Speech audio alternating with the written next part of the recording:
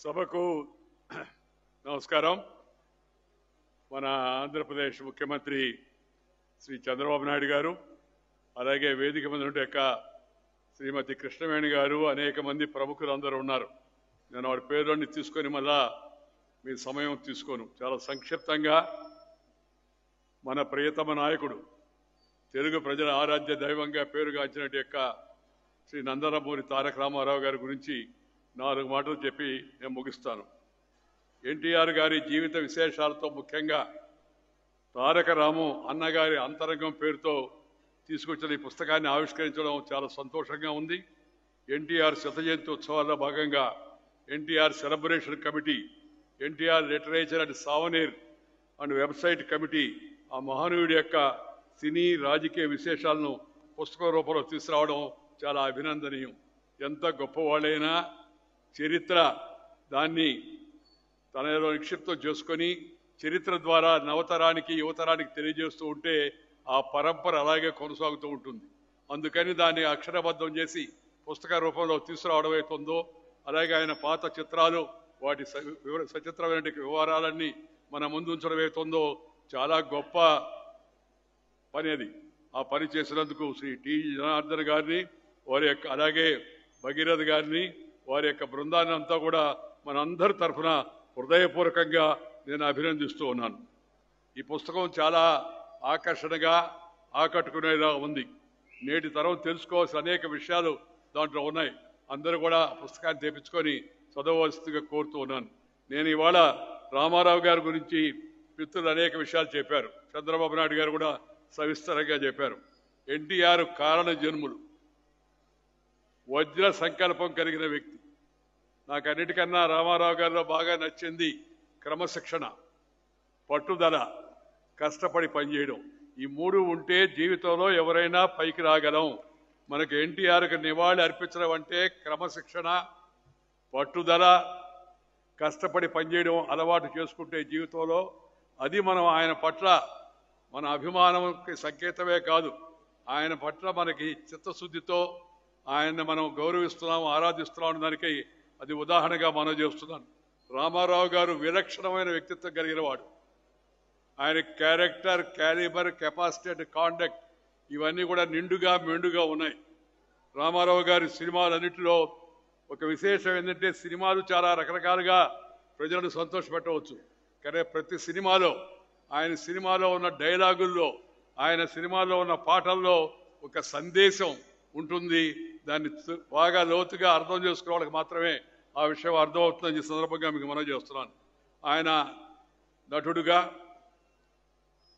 దర్శకుడిగా, నిర్మాతగా, అలాగే డిస్ట్రిబ్యూటర్గా ఆ ఎన్టీఆర్ స్థానం చరిత్రలో సువర్ణాక్షరాలతో లిఖించబడుతుందని చెప్పని నేను భావిస్తూ ఉన్నాను. ఆయన ఏకాగ్రత, ఏదైనా విషయం అనుకుంటే క్రమశిక్షణ, ఆ ఎన్టీఆర్ గారికి పెట్టిన పేరు. కఠినమైన యొక్క ఆహార నియమాలు పాటించడం, అవసరమైతే కఠినమైన నిర్ణయాలు తీసుకోవడం ఆయనకే చెందింది. ఆయన నాయకుడిగానే కాకుండా ప్రతి నాయకుడిగా కూడా తన విలక్షణమైన యొక్క వ్యక్తిత్వంతో నటనా వైదుష్యాన్ని చూపించి ప్రజల యొక్క మనసులో పేరుగాంచాడు. ఇందాక చెప్పారు కదా, రాముడిగా, రావణాసురుడిగా. రావణాసురుడి గురించి మనం నెగటివ్గా ఆలోచిస్తాం, కానీ ఆ రావణ బ్రహ్మలో ఉన్నటువంటి విశేషాలన్నీ కూడా ఆయన బయట తీసి మనకు చూపించాడు. అలాగే శ్రీకృష్ణుడిగా, సుయోధనుడిగా. ఆయనకి రామారావు గారికి దుర్యోధనడం ఇష్టం ఉండదు, సుయోధనుడు అని. ఆయనలో ఉండే యొక్క మంచి గుణాలు, గొప్పతనం అవుతున్నాయో వాటిని కూడా బయటికి తీసుకొచ్చాడు. ఆ తర్వాత సరే ఆ జీవితంలో చేసిన చెడు పనులు అవుతున్నాయో సినిమాల్లో వాటిని చూపించారు కూడా. కానీ ఆ ఉండే యొక్క సుగుణాలను వెలుగు తీసుకొచ్చి సినిమా రూపంలో ప్రజల ముందు పెట్టినట్టు యొక్క వ్యక్తి శ్రీ ఎన్టీ రామారావు గారని చెప్పిన సందర్భంగా మనం చేస్తున్నాను. ఆయన స్ఫురద్రూపి, అందగాడు, ఆకర్షణీయమైన ఆద్యంతం చూస్తూ ఉంటే ఇంకా చూడాలనిపించే యొక్క ముఖం ఆయన. చాలా తక్కువ మందికి ఉంటుంది ఆ విధంగా. వేషం వేసుకుంటేనే కాదు, వేషం వేయకపోయినా, రంగు పూయకపోయినా రామారావే అందరికీ ఆకర్షణీయంగా ఉండేట వ్యక్తి. ఆయన నటనా కౌశల్యం ఏమవుతుందో అది మామూలుగా ఆయన సినిమాల్లో నటించే వాళ్ళని అభిమానులు పొగుడుతుంటారు, సహజంగా పొగుడతారు మామూలుగా. వాళ్ళకి టైటిల్స్ కూడా ఇస్తుంటారు. కానీ రామారావు గారి విషయంలో ఆయనకి విశ్వవిఖ్యాత నట సార్వభౌమ అని చెప్పి అయితే ఆయన పిలుచుకుంటారు అభిమానులు. అది వాస్తవం, విశ్వవిఖ్యాతం. ప్రపంచవ్యాప్తంగా తెలుగువారి గొప్పతనాన్ని తెలిపి తెలుగువారి యొక్క నటనా కౌశలాన్ని బయటకు చూపించినటువంటి వ్యక్తి శ్రీ ఎన్టీ రామారావు గారు. ఆయన స్వర విన్యాసం, ఆయన చేసే స్వర విన్యాసం కావచ్చు, లేదా హావభావాలతో ఆయన చేసేట నట విన్యాసం కావచ్చు, ఇవి రెండు కూడా అద్భుతమైనవి. స్వర విన్యాసము, నట విన్యాసము, ఇవి రెండు కూడా చాలా అద్భుతమైనవి రామారావు గారి యొక్క జీవితంలో. అది ఆయనకి మాత్రమే అనితర సాధ్యం అని చెప్పని ప్రజలు అందరూ కూడా భావిస్తూ ఉంటారు. ఒక బృహన్నర పాత్ర వేయడానికి ఎవరు ఇష్టపడరు, కానీ బృహన్నరగా, అలాగే అర్జునుడిగా, అలాగే దుర్యోధనుడిగా, రావణ బ్రహ్మగా, శ్రీకృష్ణుడిగా ఇలా వేషాలు వేసి ఆ పాత్రలో ఆయన నిలిచిపోయాడు. నాకు ఆ మధ్య ఆచార్య రంగా గారు, స్వాతంత్ర సమరయోధుడు, కీర్తిశేషుడు, పెద్ద ఆయన నేను అప్పుడప్పుడు వెళ్ళి ఆయన దగ్గర కూర్చుంటూ ఉండేవాడిని. ఆయన జీవిత విశేషాలు చెప్తూ ఒకరోజు మాట్లాడుతూ, ఈ రామారావు ఆయన చాలా పెద్దవాడు వయసులో, మామూలుగా జనంలోకి ఎంత వెళ్ళిపోయాడంటే, ఎలక్షన్ వచ్చింది మొన్న, మా దగ్గర పనిచేసే సేవకుడికి నేను ఎలక్షన్ వస్తుంది తప్పనిసరిగా పోయి ఓటు వేయాలని చెప్పాను. అలాగే అన్నాడు. పోయేటప్పుడు చెప్పాను, నువ్వు వెళ్ళి, ఆయన కాంగ్రెస్లో ఉన్నప్పుడు, నువ్వు వెళ్ళి చేతి గుర్తు మీద ఓటు వేయరా అని చెప్పాను. సరే స్వామి అని వెళ్ళాడు, ఓటు వేసి వచ్చాడు. వచ్చిన తర్వాత ఏందో కొద్దిగా అట్ట నక్కి నడుస్తున్నాడు. ఏమయ్యా ఓటు వేసావంటే వేసాను సార్ అన్నాడు.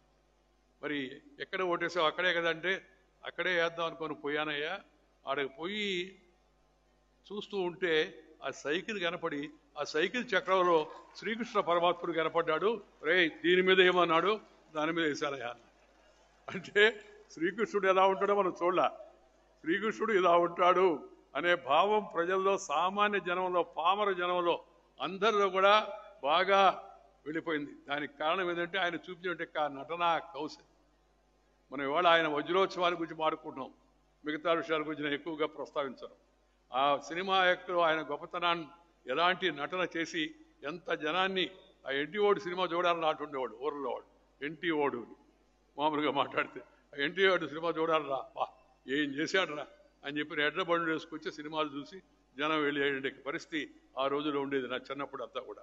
అలాంటి తన నటనతో ప్రజల్లో బాగా చొచ్చుకుపోయినటువంటి వ్యక్తి ఆయన. అనేక పౌరాణిక పాత్రల్లో ముఖ్యంగా ఆయన పరకాయ ప్రవేశం చేశాడు. దాంట్లో ప్రవేశించినట్టుగా ఆయన ఒకవైపు సాత్వికమైన పాత్ర నటిస్తూనే మరొక వైపు ధీర గంభీరమైన పాత్ర కూడా పోషించాడు.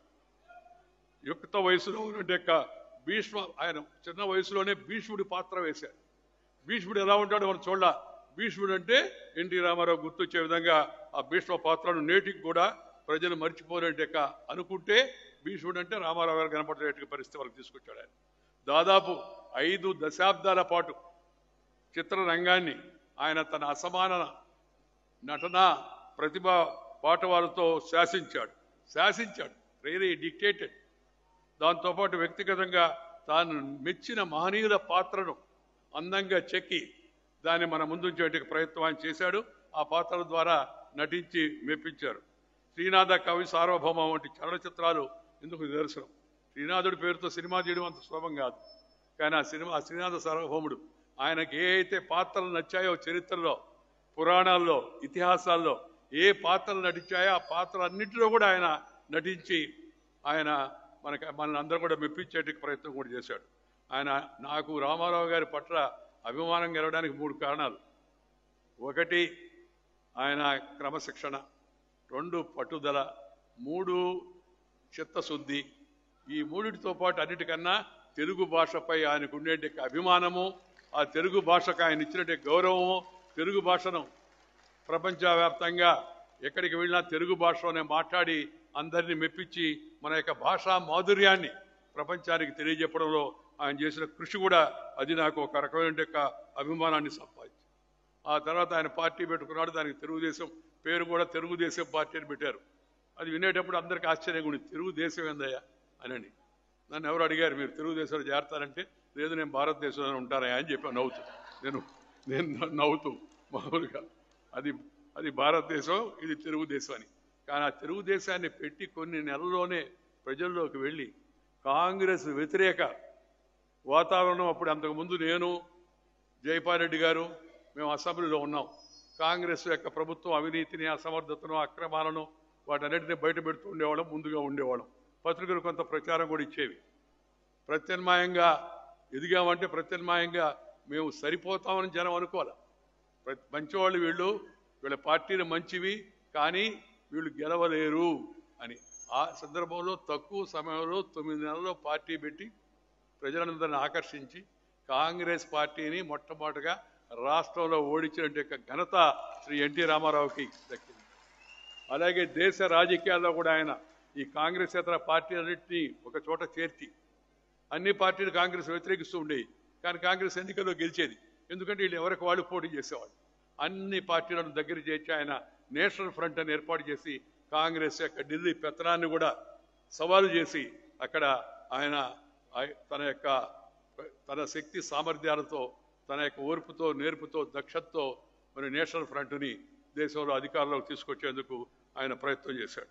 ప్రజల్లో చైతన్యం తేవడమే కాదు, యువకులు, రైతులు, గ్రామీణ ప్రజలు, మహిళలు, వెనుకబడిన వర్గాలు అలాంటి వాళ్ళని గుర్తించి వాళ్ళందరికీ కూడా ప్రోత్సాహం ఇచ్చాడు, రాజకీయాల్లోకి తీసుకొచ్చాడు. రామారావు గారి వలన ఒక తరం రాజకీయాల్లో కొత్తగా వచ్చింది. అంతకుముందు ఉన్న తరం కాకుండా కొత్త తరం వచ్చింది, కొత్త రక్తం కూడా వచ్చింది. అందుకే అనేక అభివృద్ధి సంక్షేమ కార్యక్రమాన్ని చేపడితే అవన్నీ కూడా విజయవంతం అయ్యేందుకు వాళ్ళందరూ కూడా సహకరించారు. రామారావు గారు ఇంకో ప్రత్యేకత ఏంటంటే ఇందాక చెప్పారు కదా, ఆడపడుచుల పైన అభిమానం. జనాభాలో సగం ఉన్నారు, వారికి కూడా రాజకీయ అధికారం ఉండాలి, దానికి ముందు ఆస్తిలో అధికారం ఇవ్వాలని చెప్పని ఆస్తి హక్కు కల్పించినట్టు కాస్త ఎన్టీ రామారావు గారు చరిత్ర మర్చిపోదు ఆ విషయంలో మాత్రం. అదేవిధంగా రామారావు గారు బలహీన వర్గాలు, వెనుకబడిన వర్గాలను దగ్గర తీసి వాళ్ళకి జిల్లా పరిషత్తులో రిజర్వేషన్ కల్పించాడు. అంతకుముందు లేదు, రాజకీయ రిజర్వేషన్ లేదు, రాజకీయ రిజర్వేషన్ కల్పించాడు. మహిళలకు, వెనుకబడిన వర్గాలకు ఆయన ఇచ్చినట్టు ప్రోత్సాహం అవుతుందో అది చరిత్రలో ఎప్పుడు కూడా నిలబడిపోతుంది. అన్నిటికన్నా ముఖ్యమైనది రామారావు గారు అవినీతి పరుల గుండెల్లో సింహ స్వప్నమై నిలబడ్డాడు. చండ శాసనుడు ఈయన. రామారావు అంటే చండ శాసనుడు, అవినీతిని సహించడు అని ఆయన పేరు చెప్తేనే భయపడేవాళ్ళు. అంతకుముందు అవినీతి పరులు ఉన్నవాడు కూడా సర్దుబాటు చేసుకొని మరి రామారావు గారి ముందు ఇవన్నీ లాభం లేదని అంటే తమ అలవాట్లు కూడా మార్చుకునే పరిస్థితిని శ్రీ ఎన్టీ రామారావు గారు తీసుకొచ్చి అవినీతికి అవకాశం లేకుండా చేశారు. అందుకని ఆయన్ని మామూలుగా అందరూ అంటుంటారు, ఈయన అవినీతి పరుల యొక్క గుండెల్లో సింహ స్వప్నమై నిలబడ్డాడు అని చెప్పి. ఇలాంటి అసాధారణమైన వ్యక్తిత్వం, కర్తృత్వం, మిత్రత్వం, నేతృత్వం ఇవన్నీ కలిసినట్టు వ్యక్తి అవుతుందో ఆయన తక్కువ వయసులోనే ఒక రకంగా చెప్పాలంటే అర్ధాంతంగా తనువు సాధించి వెళ్ళిపోవడం అవుతుందో తెలుగు ప్రజలకు చాలా తీరని లోటు అని చెప్పి నేను భావిస్తున్నాను. రామారావు గారి పేరు చిరస్థాయిగా ఉండాలా, ఆయన చేసిన మంచి కార్యక్రమాలు జనానికి తెలిసి రావాలా అని అంటే ఆయన జీవితాన్ని, చరిత్రను ఒక పాఠ్యాంశంగా చేసి పెట్టడంలో తప్పు లేదు. దాన్ని ఎవరు కూడా రాజకీయంగా కూడా తప్పు పట్టేందుకు అవకాశం కూడా లేదు. రామారావు గారు రాజకీయాలకు అతీతంగా తెలుగు ప్రజల యొక్క గుండెల్లో నిలిచిపోయే వ్యక్తి. అలాంటి వ్యక్తి యొక్క జీవిత విశేషాలు, ఆయన పట్టుదల, ఆయన క్రమశిక్షణ, ఆయన అవినీతి పరుల పార్టీ సింహస్వప్నమై నిలబడడం, ఆయన తీసుకొచ్చిన పరిపాలనా సంస్కరణలు, ఆ దక్షత, వీటన్నిటిని కూడా నేటి తరం తెలుసుకోవాల్సిన అవసరం ఎంతో ఉంది. దాన్ని పాఠ్య పుస్తకాల్లో చేర్చాలని చెప్పని నేను కోరుకుంటున్నాను. అది చేస్తారని నమ్మకం కూడా నాకుంది. చాలా సంతోషం ఈరోజు ఈ కార్యక్రమాన్ని ఏర్పాటు చేస్తే ఈ కార్యక్రమానికి మీరు అందరూ కూడా పెద్ద సంఖ్యలో ఇక్కడ వేసిచ్చారు.